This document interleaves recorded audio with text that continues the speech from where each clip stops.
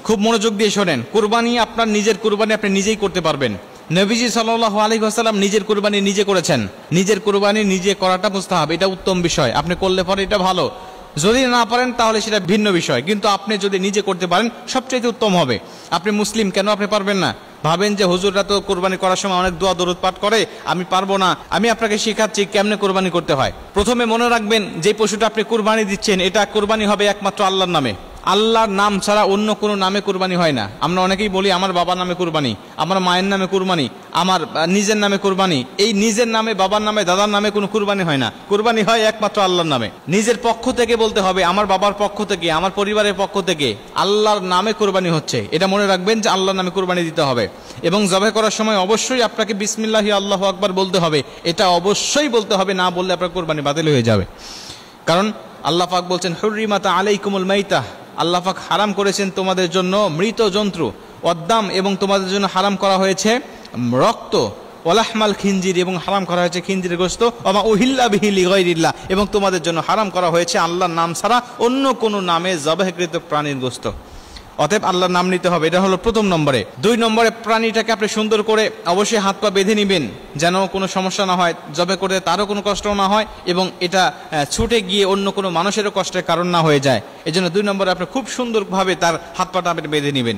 3 নম্বরে আপনি তাকে দক্ষিণ দিকে করে শোয়াবেন। তার মাথাটা থাকবে দক্ষিণ দিকে আর মুখটা থাকবে কেবলা দিকে। উত্তর দক্ষিণ করে আপনি তাকে শোয়াবেন। শোয়ানোর পরে মুখটা হালকা আপনি কেবলা দিকে ঘুরে দিবেন। কেবলা দিকে ঘুরে দিয়ে সুন্দরভাবে আপনি তার শ্বাসটা আপনি ধরে ফেলবেন।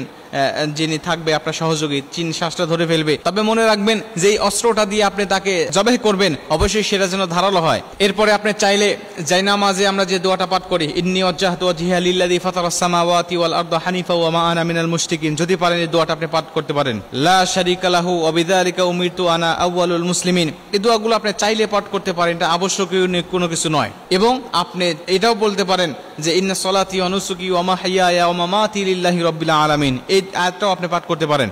যদি না পাঠ করেন কোনো সমস্যা নেই, শুধু বিসমিল্লাহি আল্লাহু আকবার বললেও আপনার কুরবানি হয়ে যাবে। এরপরে যাদের পক্ষ থেকে কুরবানি, আপনি তাদের নামটা মনে মনে স্মরণ করে নিলেন যে আল্লাহ এদের পক্ষ থেকে কুরবানি দিচ্ছি, তুমি কুরবানিটা কবুল করো। আমার নিজের পক্ষ থেকে কুরবানি দিচ্ছি, আমার বাবার পক্ষ থেকে কুরবানি দিচ্ছি, বা অমকের পক্ষ থেকে আমি করে তোমার এই পশুটাকে জবাহ করছি, আল্লাহ তুমি কবুল করো। আপনি যদি আরবিটা নাও জানেন, আপনি বাংলা পড়ে আপনি এই কুরবানিটা করতে পারবেন নিজে নিজেই। তবে যদি আপনি দুর্বল হন, আপনার শরীরে যদি শক্তি কম থাকে বা হার্ট যদি দুর্বল থাকে, তাহলে এই দুঃসাহসিকতা আপনি দেখাবেন না।